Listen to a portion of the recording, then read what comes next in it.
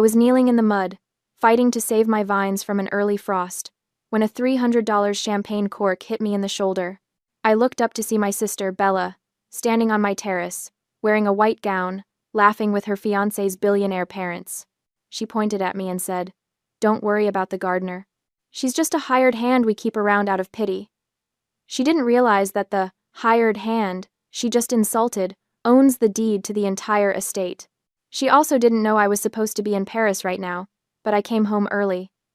She thought she had pulled off the perfect crime. I was about to turn her dream engagement party into a crime scene investigation. To understand why I was kneeling in the mud in the middle of a Friday afternoon instead of sitting in a cafe in Paris, I have to talk about the biggest obsession of my life: Aldridge Estate and Winery. I am Catherine Aldridge, 34 years old, owner and operator of one of Napa Valley's most respected boutique vineyards. Behind my back, the staff calls me the Ice Queen. I've earned it. I don't smile much. I don't do small talk. I show up at dawn and leave after dark. I inspect every vine personally, taste every barrel, approve every label. Some people think I'm cold. I think I'm careful. There's a difference. 2 weeks ago, I had scheduled a business trip to Paris, meetings with French distributors, tours of Bordeaux vineyards, the kind of networking that keeps a small operation like mine competitive. I'd blocked out the calendar, briefed the staff, packed my bags. Everything was arranged. Then the weather forecast changed. An unusual cold front was sweeping down from Canada, bringing with it the threat of an early frost that could annihilate my entire $1 million Merlot harvest. The grapes were at that delicate stage, ripe enough to pick, but not yet picked. One night of freezing temperatures would turn them to mush. I didn't hesitate. I canceled Paris at the last minute, rebooked my flight home, and drove straight from the airport to the North Vineyard, wearing the first work clothes I could grab from my mudroom. Heavy waterproof coveralls, rubber boots that came up to my knees, a wool cap pulled down over my ears. The ground was already cold, the mud thick and clinging. I directed the crew as they rolled out the wind machines and set up the irrigation sprinklers for frost protection. My knees sank into the wet earth as I checked the soil temperature with my bare hands, calculating how many hours we had before the freeze hit. That's when I heard the engines. At first, I thought it was a delivery truck that had gotten lost, but when I looked up from the vine rows, I saw a convoy of luxury limousines winding up the long driveway toward the main villa. Black cars, polished to a mirror shine, moving in a stately procession like a funeral for someone very rich and very important. I stood up, mud dripping from my coveralls, confusion turning quickly to alarm. The estate schedule was supposed to be completely empty during my absence. We'd closed the tasting room for deep cleaning. The event staff had the week off. There shouldn't be anyone here except the skeleton maintenance crew. I started walking toward the villa, my boots squelching with every step. From the North Vineyard, it's about a quarter mile to the main house, a beautiful stone mansion that my great-grandfather built in 1921, all arched windows and ivy-covered walls. As I got closer, I could hear music, laughter, the clink of glasses. A party. Someone was throwing a party in my house. I approached from the side, staying low behind the hedgerows that bordered the formal gardens. When I reached the stone terrace that overlooks the valley, I finally saw them. The terrace was full of people. Maybe 40 guests, all dressed in cocktail attire, holding champagne flutes and mingling under the late afternoon sun. Waiters in black vests circulated with silver trays. A string quartet played something classical and expensive-sounding near the fountain. And there, at the center of it all, wearing a white designer gown that probably cost more than my monthly payroll, was my sister, Bella. She was 27, 7 years younger than me, and we couldn't have been more different. Where I was practical and blunt, she was charming and manipulative. Where I worked 16-hour days to keep the vineyard profitable, she'd spent the last decade bouncing between failed acting gigs and rich boyfriends. Our parents had always favored her, their beautiful, vivacious baby girl who could do no wrong. I hadn't spoken to Bella in 6 months. The last time we'd talked, she'd asked me for a loan to cover her rent. I'd said no. She'd called me selfish. I'd hung up. Now she was standing on my terrace, laughing with a tall, handsome man I didn't recognize, and an older couple who radiated wealth, the way plutonium radiates heat. I stood up, ready to march over there and demand an explanation. That's when the champagne cork hit me. It struck my left shoulder with surprising force. A small projectile launched from an expensive bottle some guest had just opened. The cork bounced off my muddy coveralls and landed in the grass. Everyone on the terrace turned to look at me. I must have been quite a sight. Covered head to toe in mud, hair plastered to my skull, rubber boots caked in vineyard dirt. I looked like a creature that had crawled out of a swamp. "Don't worry about the gardener," Bella said. "She's just a hired hand we keep around out of pity." The woman, I would later learn her name was Margaret Sterling, looked at me the way you'd look at a stray dog that had wandered onto your lawn. Distasteful. Dismissive. Bella continued, her voice dripping with false sympathy. "That's the hired manager for the family. She's a bit greedy and difficult, so it's best not to interact with her." Rage exploded in my chest, hot and immediate. I opened my mouth to scream, to announce to everyone assembled that I owned every square inch of this property, that Bella was trespassing, that this entire party was a fraud. But something stopped me. Maybe it was the look on Margaret Sterling's face, that aristocratic disdain, the certainty that I was beneath her notice. Maybe it was the way Bella was watching me, a tiny smirk playing at the corner of her mouth, daring me to make a scene.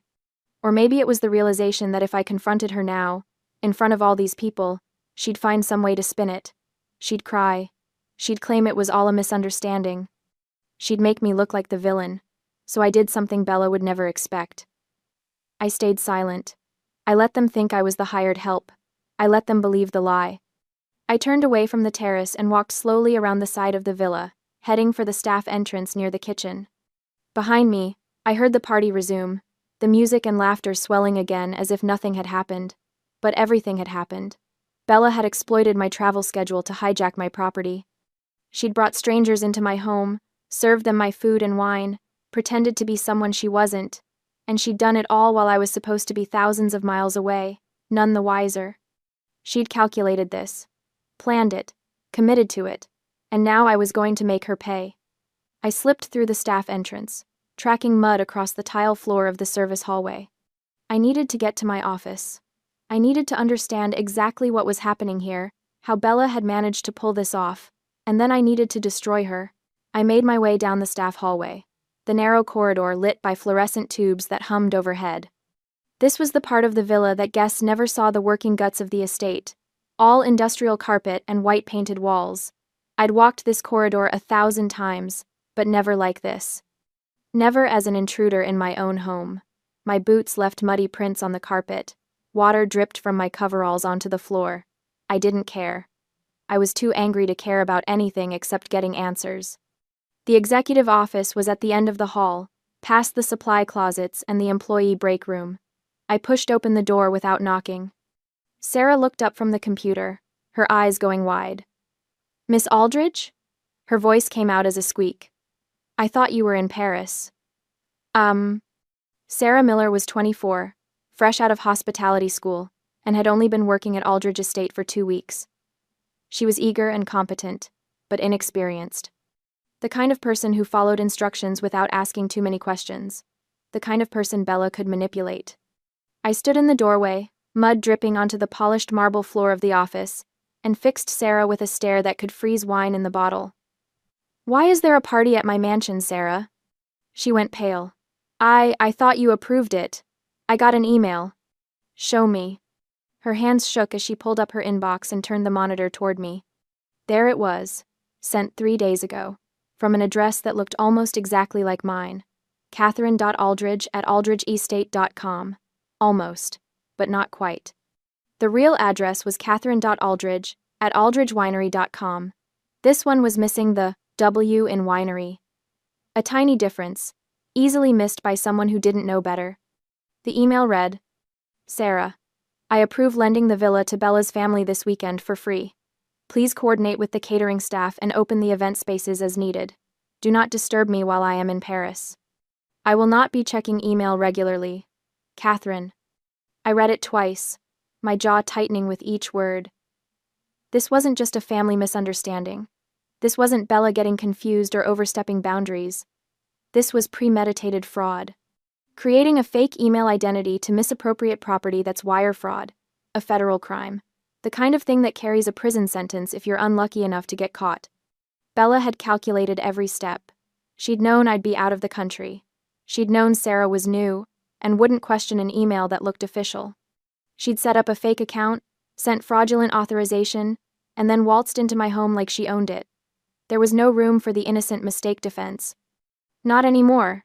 It's not your fault, I said, and was surprised to hear my voice come out calm, cold. The Ice Queen voice that made staff members straighten their spines and pay attention. You did what you thought you were supposed to do. Sarah looked like she might cry. I'm so sorry, Miss Aldridge. I should have called to confirm. What's done is done. I moved to the desk, tracking mud across the expensive carpet, and picked up the clipboard that held the service request forms. Show me everything they ordered. Sarah handed over the papers with trembling hands. I scanned the list, and my blood pressure spiked with every line item. Kobe, beef tenderloin, $3,200. White truffles, $1,800. Lobster tail, $2,400. A custom 7-tier cake from San Francisco, $1,500. Vintage champagne, cases of it, $8,000. Floral arrangements, $6,000. The string quartet, $4,500. Valet parking service, $2,000. And there, at the bottom of the second page, the item that made my hands clench into fists. Special request. Open vintage wine cellar. Guest selection permitted. The vintage cellar. The locked room in the basement where I kept my most valuable bottles, wines from my grandfather's era, rare vintages that I'd been collecting and aging for years. Some of those bottles were worth $5,000 apiece, and Bella had given strangers permission to drink them. I did the math in my head. The total bill for this party was $85,400. $85,400. For an afternoon of pretending to be someone she wasn't. Sarah, I said quietly, from this moment on, you only listen to me. Do you understand? She nodded frantically. Yes, Miss Aldridge. Stay in this office. Don't go outside. Don't talk to anyone. If Bella comes looking for you, you're in the restroom. Got it? Yes, ma'am. I turned to leave, then spotted something on the edge of Sarah's desk. The wireless credit card terminal, a portable POS machine that we used for private tastings and events. Small, black, about the size of a paperback book. I grabbed it and shoved it into the chest pocket of my coveralls. I'm going to need this, I said. Sarah's eyes widened, but she didn't ask questions. Smart girl. I left the office and headed deeper into the staff corridor, toward the security wing. My boots squelched with every step. The mud on my coveralls had started to dry in places, forming a stiff, uncomfortable crust against my skin. I didn't care. I wanted to stay dirty. I wanted to look exactly like this when I confronted Bella, muddy, disheveled, a walking reminder of who actually worked to maintain this estate while she played dress-up with stolen luxury. The security office was in the basement, accessible only through a keycard lock. I swiped my card and pushed open the heavy door. Frank Miller, our head of security, looked up from his monitors. He was in his 50s, built like a retired linebacker, with gray hair buzzed military short. He'd worked for my family for 20 years. If anyone was going to have my back, it was Frank. Catherine? He stood up, his expression shifting from surprise to concern. What the hell is going on? I saw the cars, but Sarah said. Sarah got a fake email, I interrupted. Bella's throwing a party. In my house. Without my permission. Frank's jaw tightened. You want me to shut it down? Not yet. I moved to the monitor wall, where 12 screens showed different views of the estate. I found the one that displayed the main dining room and terrace. First, I want to see exactly what we're dealing with. I pulled up a chair, mud and all, and sat down to watch my sister's party unfold on camera. The tech room was cramped and utilitarian, all concrete walls and humming equipment. It smelled like electronics and old coffee. The fluorescent lights overhead flickered occasionally, casting everything in a harsh, unflattering glow. It was the opposite of the luxury happening upstairs. Down here, there was no champagne, no string quartets, no illusion of elegance, just me, Frank, and the truth displayed on 12 security monitors. I didn't change clothes. The mud on my coveralls had dried completely now, forming a stiff, uncomfortable shell that pulled at my skin with every movement. It itched terribly. Bits of dried dirt flaked off whenever I shifted in my chair. But I didn't move. I wanted to feel this discomfort. I wanted it to fuel my rage, to remind me exactly why I was about to burn Bella's world to the ground. Frank. I said, my eyes fixed on the monitors. Lock down all exits. No one in, no one out. He picked up his radio without hesitation.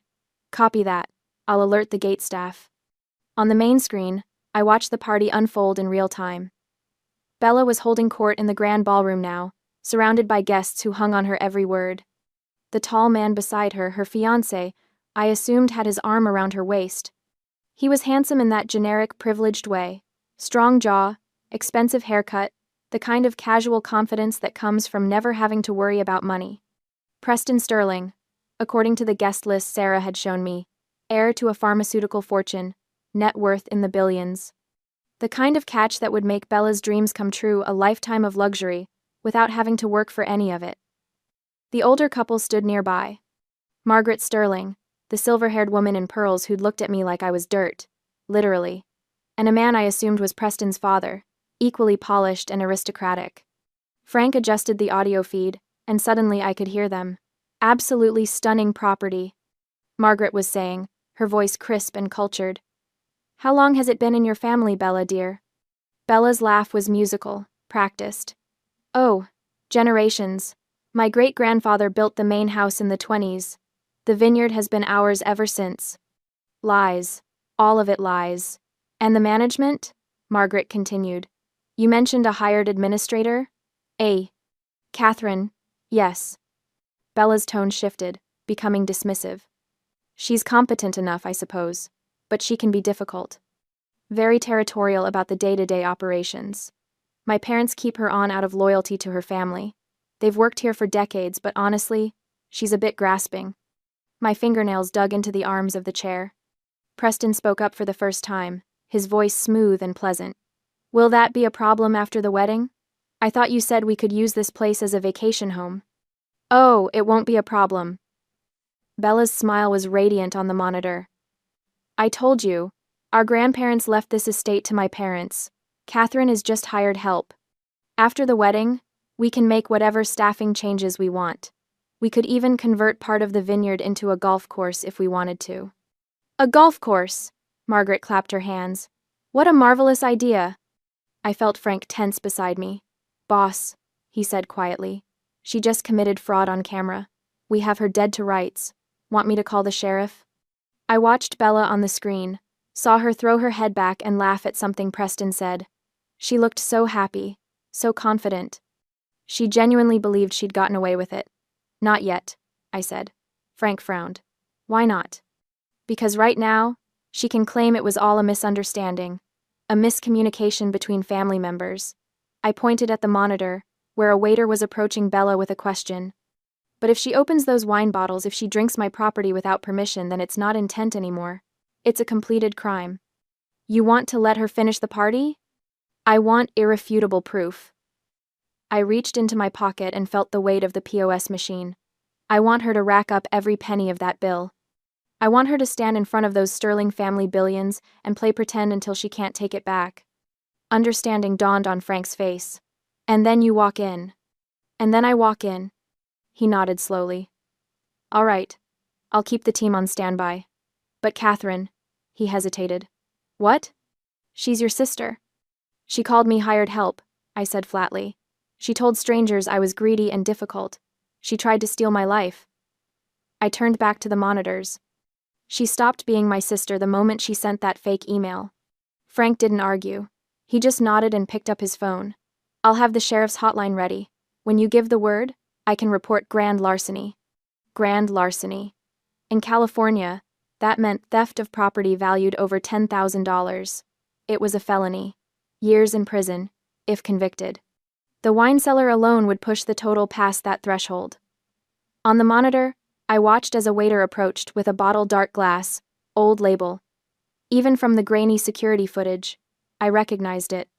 Vintage 1998 Cabernet, one of my grandfather's bottles, worth $5,000. Bella nodded enthusiastically. The waiter opened it, poured 5 glasses, distributed them to Bella, Preston, and his parents. They raised their glasses, toasted, drank. I felt something cold and hard settle in my chest. Not quite satisfaction, not quite revenge, just certainty. Now we wait, I said. We sat in that cramped tech room for over 3 hours, a vigil of anger and patience. I didn't move from the chair, didn't shower, didn't eat, didn't even go to the bathroom. I just sat there, covered in drying mud, watching the party unfold on 12 different screens. Frank brought me water at one point, and I drank it without tasting it. My entire focus was on the monitors, on cataloging every crime, every transgression, every moment of Bella's delusion. As the afternoon light began to fade around 4:30, they opened a second bottle from the vintage cellar. Another $5,000 gone. 45 minutes later, the caterers brought out the Kobe beef, perfectly seared, plated on china I'd inherited from my grandmother. Margaret Sterling declared it divine. By 6 o'clock, Bella was ready to give her speech. She stood on the terrace with Preston, his arm around her shoulders, and thanked everyone for coming to celebrate their engagement. She talked about how excited she was to start this new chapter of her life, how grateful she was to have found a partner who understood her. She didn't mention me once. "This is hard to watch," Frank muttered. I said nothing. The dried mud was cracking on my arms now, falling in tiny flakes onto the floor. My skin underneath felt raw and irritated. I welcomed the discomfort. Let myself feel it. Let it sharpen the edge of my anger into something clean and surgical. Around 6:45, Margaret Sterling pulled Bella aside for a private conversation in the study. I switched the audio to that room's feed. "Very impressed with the property," Margaret was saying. "Preston has always wanted a wine country retreat. If you're serious about making this available after the wedding, I'd like to discuss terms." "Terms?" Bella's voice was careful. "A financial arrangement. We'd purchase a stake in the property, of course. Become partners with your family.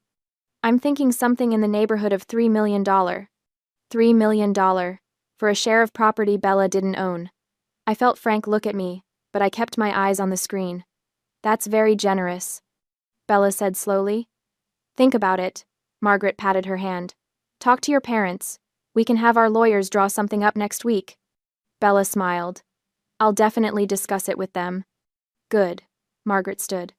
"Now shall we rejoin the party? I believe they're about to cut the cake." They left the study. I switched back to the main ballroom feed. "She's going to sell your property to them," Frank said. "That's her game. Use the engagement to gain their trust, then broker a fake real estate deal." "I know. We should stop this now, before it goes any further." "Not yet." He slammed his hand on the desk. "Catherine, this isn't just about the party anymore. She's setting up a con that could land her in federal prison." "Good. She's your sister." I finally looked at him. She stopped being my sister when she decided I was disposable.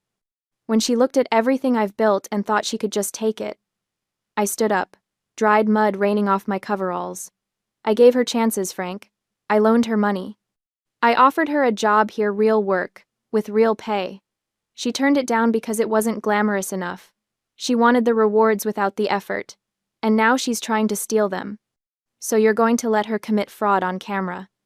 I'm going to let her commit every crime she's capable of committing, and then I'm going to make sure she faces every consequence she deserves." Frank was quiet for a long moment. Then he nodded. "All right, your call, boss." On the monitor, the party reached its peak. Guests clustered around as the massive cake was wheeled out, 7 tiers of white fondant and gold leaf, topped with sugar flowers that probably cost more than most people's wedding rings. Bella and Preston stood together, holding the knife, smiling for a photographer I hadn't even noticed until now. They cut the first slice together, fed each other bites, kissed while everyone applauded. The clock on the wall struck 7. 4 hours since the champagne cork had hit my shoulder. 4 hours of watching my sister play pretend in my house with my things. I reached into my pocket and felt the POS machine. The weight of it was reassuring. Solid. Real. "It's time," I said. Frank stood up. "You want the security team?" "Gather them," I said. "But let me enter first. I want them to see me alone." "Understood." I walked to the door, then paused. "Frank? Have that sheriff's hotline ready. If she doesn't cooperate, I'm pressing charges immediately." "Will do." I left the tech room and walked back through the staff corridor, retracing my muddy steps from earlier. But this time, I wasn't hiding. I wasn't sneaking around my own property like a criminal. This time, I was walking toward the main ballroom with purpose. The POS machine sat heavy in my pocket. In my mind, I ran through the numbers one more time. $85,400. Grand larceny. Wire fraud. Trespassing. Impersonation. Bella had built herself a trap out of champagne glasses and lies, and now she was standing in the middle of it, smiling for cameras, dreaming of millions. I was about to spring it. I reached the service door that led to the main ballroom, put my hand on the handle, took one deep breath, and then I pushed it open and stepped into the light. The main doors to the dining room didn't just open, they were thrown wide. I didn't wait for an announcement. I walked straight in. My rubber boots landed with a heavy, wet thud against the polished marble floor, leaving muddy footprints with each step. My coveralls were caked with dried earth that flaked off as I moved, creating a trail of dirt across Margaret Sterling's pristine white runner. My hair, which I deliberately left wild and tangled, hung in matted clumps around my face. I could feel dried mud cracking on my cheeks when I set my jaw. The contrast was perfect. Around me, a sea of silk and satin, champagne flutes and pearl necklaces, $1,000 updos and designer heels. The air smelled of expensive perfume and catered hors d'oeuvres. Crystal chandeliers cast everything in a warm, golden glow. And there I stood, the swamp monster at the ball. Every eye in that room locked onto me. Conversations died mid-sentence. Someone's fork clattered against their plate. In the corner, a guest gasped audibly, hand flying to their mouth. I didn't look at any of them. My eyes found Margaret Sterling's table in the back corner, the power position, naturally, and I walked straight toward it. Each footstep echoed in the sudden silence. Thud, crunch, thud, crunch. Bella saw me first. She stood so fast her chair scraped backward. You're supposed to be in. I reached past Preston's shoulder, past his untouched plate of herb-crusted salmon, and wrapped my muddy fingers around the neck of the wine bottle, sitting in the center of their table. The vintage 1998 Cabernet Sauvignon. I held it up to the light, examining the label with exaggerated care. The bottle was already open, breathing in a crystal decanter that probably cost more than most people's monthly rent. About a third of it had been poured out into the glasses around the table. Frank, I said, my voice carrying across the silent room. Behind me, the doors opened again. Frank stepped in, flanked by two uniformed security officers. They didn't draw weapons, but they stood with a military precision that sucked the oxygen out of the room. I don't recall signing a release order for this 1998 vintage, I said, not taking my eyes off the bottle. Frank pulled out a tablet from his jacket, made a show of scrolling through it. His face remained professionally neutral. No release order exists, Miss Aldridge. I've checked the inventory logs twice. Huh. I turned the bottle slowly, letting everyone get a good look. Because this particular vintage? Market value is $5,000 per bottle. I heard the whispers start then, a ripple of shock moving through the crowd. 5,000? She's joking. Did she say per bottle? I set the bottle down with a deliberate clunk and turned my full attention to Bella. My little sister had gone absolutely white. Even her lips had lost their color, making her carefully applied lipstick look garish against her skin. Receiving stolen property valued over $10,000. I said conversationally, is grand larceny in the state of California, and considering you've already consumed about $1,700 worth of this particular bottle, and I can see at least 2 more empties on that side table, I gestured, with my muddy hand, toward the discarded bottles. We're well past that threshold. Preston started to stand. Now wait, sit down, Margaret said quietly. He sat. I pulled the wireless POS machine from my coverall pocket. A clump of dried mud fell off it and landed on the white tablecloth. Here's how this works, Bella. You're going to pay the $85,400 you charged to this estate's accounts, right now. Or you're going to leave here in a Napa County Sheriff's cruiser. Your choice. This is insane. Bella's voice pitched higher. This is my engagement party. You can't just... Wire fraud. I held up one finger.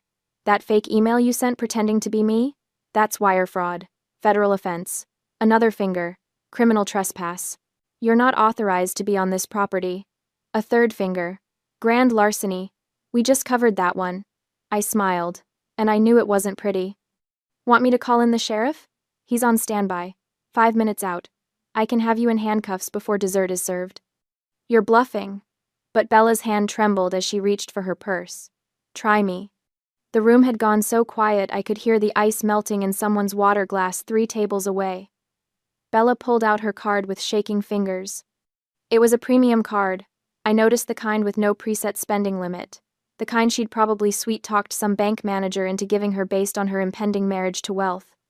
I held out the POS machine. She swiped. We all waited.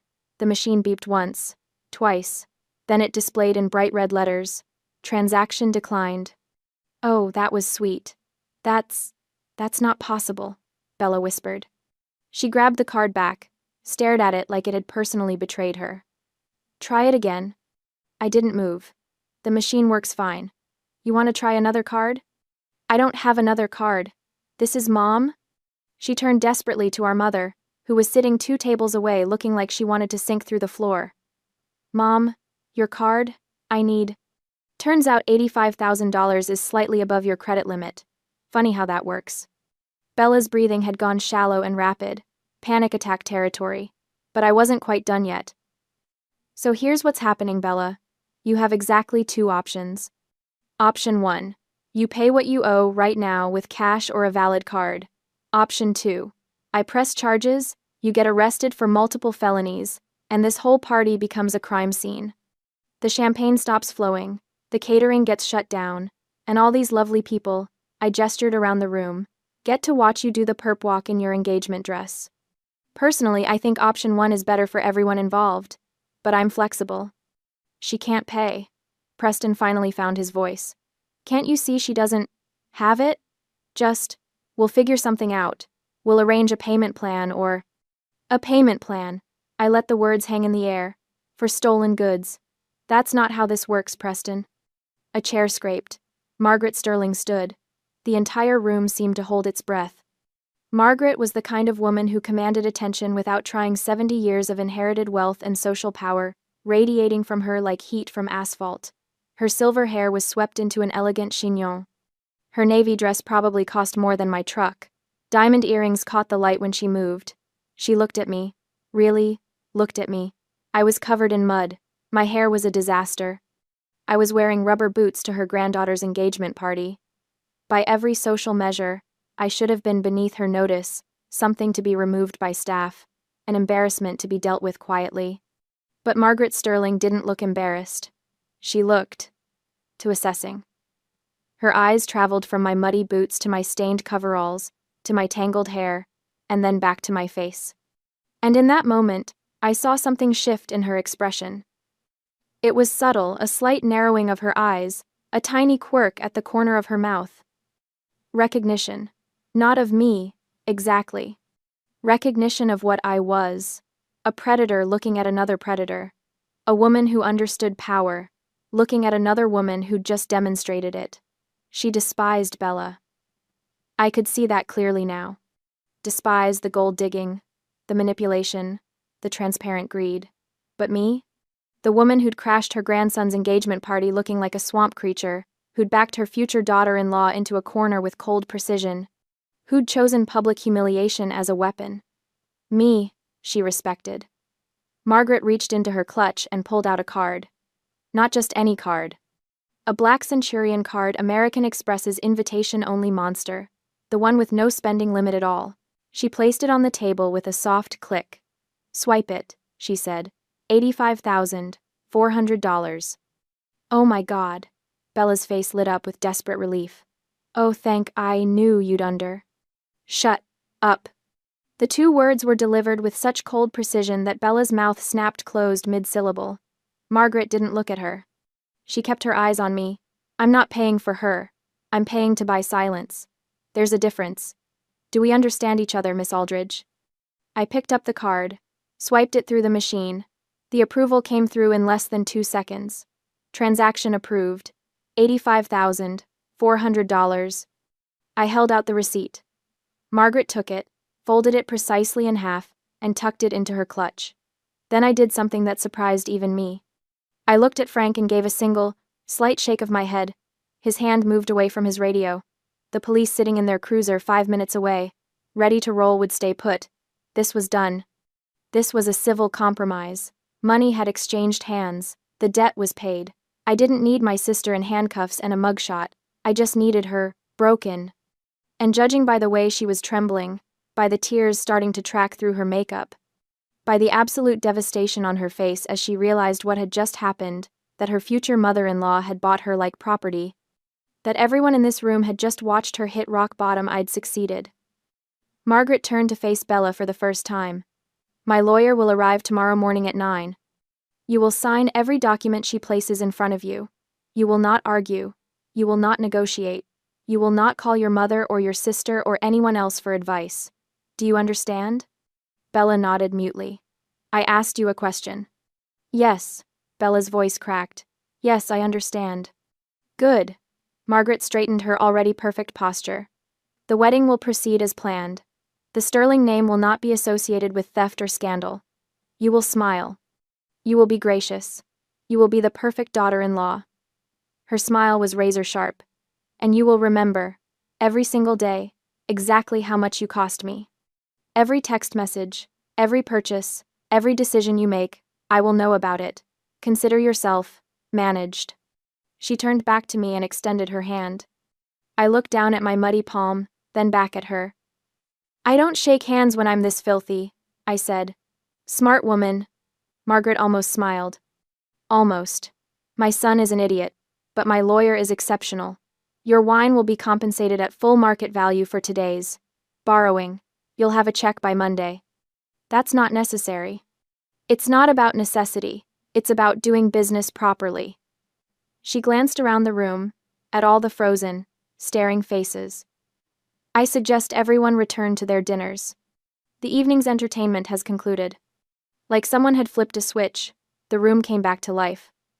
Conversations resumed louder than before, buzzing with gossip. The string quartet started playing again. Forks clinked against plates. I looked at Bella one last time. She'd sunk into her chair, her hands covering her face, her shoulders shaking with silent sobs. Preston sat next to her, useless as ever, patting her back with all the effectiveness of a wet paper towel. I scanned the room for my parents. They were standing near the buffet table, frozen. My mother's face was red with fury. My father looked pale. They saw me looking and started to move toward me, my mother's mouth already opening to launch into some lecture about family and forgiveness and how could I do this. Frank, I said quietly, escort Mr. and Mrs. Aldridge off the property. They're no longer welcome at the estate. You can't, my mother started as she got within earshot. I can. I did. Goodbye. Frank moved between us like a wall. Two of his team materialized beside him. My parents had the good sense not to argue, not here, not now, not in front of Margaret Sterling and half of Napa Valley's social elite.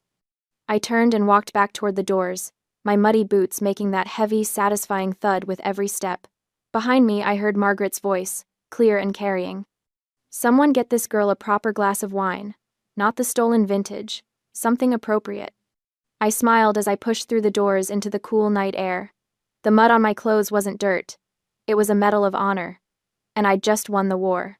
6 months later, I am standing in the middle of the North Vineyard, and the world is heavy with fruit. The Merlot grapes hang in thick clusters from the vines, their dark purple skin nearly black in the late afternoon sun. I reach out and cup one cluster in my palm, feeling the weight of it, the firmness. Perfect. Another week and we'll start the harvest. Thanks to my decision to come back early that Friday to prioritize the vines over a fake Paris trip, we saved the entire crop. The irrigation system that needed emergency adjustment, the pest situation that required immediate intervention, the weather pattern that would have been catastrophic if left unmanaged for another 3 days, all handled. All saved. The financial damage from that decision? About $800 in lost deposits for the Paris hotel, and a few hundred more for the canceled first-class ticket. The financial gain? This harvest alone will generate close to $500,000 in revenue once bottled and distributed. I'm pretty good at math. That's a favorable exchange rate. A breeze moves through the vineyard, rustling the leaves, carrying the sweet, sharp smell of ripening grapes. My boots clean this time. Practical work boots instead of the rubber monstrosities from that night crunch on the gravel path between rows. The sun is warm on my shoulders. The sky is that particular shade of California blue that makes you understand why people pay millions for property here. My phone buzzes. I pull it out and see a text from Frank. Sterling wedding photos hit the social media today. Thought you might want to know. I don't need to look at them. I already know exactly what they show. The wedding went ahead as planned, of course, after the engagement party disaster, with all the pomp and circumstance Margaret Sterling could arrange. Bella got her fairy tale venue, her designer dress, her 5-tier cake, her string quartet and rose petals, and everything she'd ever dreamed of. She also got her prison sentence. Because Bella is now Mrs. Preston Sterling, living in the Sterling family compound, and she might as well be wearing an ankle monitor. Margaret's lawyer, who is indeed exceptional, had drawn up an airtight postnuptial agreement that essentially made Bella a very well-dressed employee. Every purchase over $500 requires pre-approval. Every text message, every phone call, every lunch with friends monitored and managed. She has a clothing allowance, a personal spending account with strict limits, and absolutely zero financial autonomy. She got exactly what she wanted: wealth, status, the Sterling name. She just had to trade her freedom for it. My mother calls me cruel for allowing it. She sent me 17 text messages in the past month alone, each one a variation on the same theme. How can you let Margaret treat your sister like this? How can you stand by and watch Bella suffer? Don't you have any compassion? Any family loyalty? I delete them all without responding. Because here's what my mother doesn't understand, what she's never understood. I didn't do anything to Bella. Bella made her choices. She chose to steal. She chose to lie. She chose to commit wire fraud and trespass and grand larceny. She chose to try to manipulate and con her way into wealth. All I did was refuse to be her victim. All I did was enforce consequences. And when Margaret Sterling offered to handle those consequences in her own way, to buy Bella's compliance and future behavior with the one thing Bella valued above all else, money and status, I didn't stand in the way. Margaret and I have an understanding now. We're not friends. We don't have lunch dates or exchange Christmas cards. But we respect each other. We recognize each other. Two women who understand that power isn't given, it's taken, and that sometimes the cruelest kindness is letting people face the natural consequences of their actions. She sends me a case of wine every month. Top shelf, properly released from inventory, with all the correct paperwork. I send her quarterly updates on the vineyard's performance, and occasionally consult on her own wine investments. It's a good arrangement. My parents, on the other hand, are permanently banned from the Aldridge estate. They haven't contested it. After the engagement party, after being escorted off the property by security, they seemed to finally understand that their enabling days were over. No more emergency loans for Bella. No more guilt-tripping me into bailing her out. No more family dinners, where I'm expected to just forgive and forget, and pretend everything is fine. They made their choice. They chose Bella. They chose to support her theft and lies right up until the moment it became publicly undeniable. So I chose me, and the vineyard, and a future without parasites. Sarah, incidentally, quit 2 weeks after the incident. She sent me a resignation email that was 3 paragraphs of apologies and 1 paragraph of notice. Apparently, the guilt of being manipulated into corporate fraud even unknowingly was too much for her. She's working at a tourist winery now, giving tastings and selling souvenir corkscrews. It suits her better. I walk to the end of the vineyard row and look back toward the main villa. The sun is starting to sink lower, painting everything in shades of gold and amber. The building looks almost ethereal in this light, all elegant stone and curved archways, generations of family history wrapped in ivy and weathered grace. It's mine.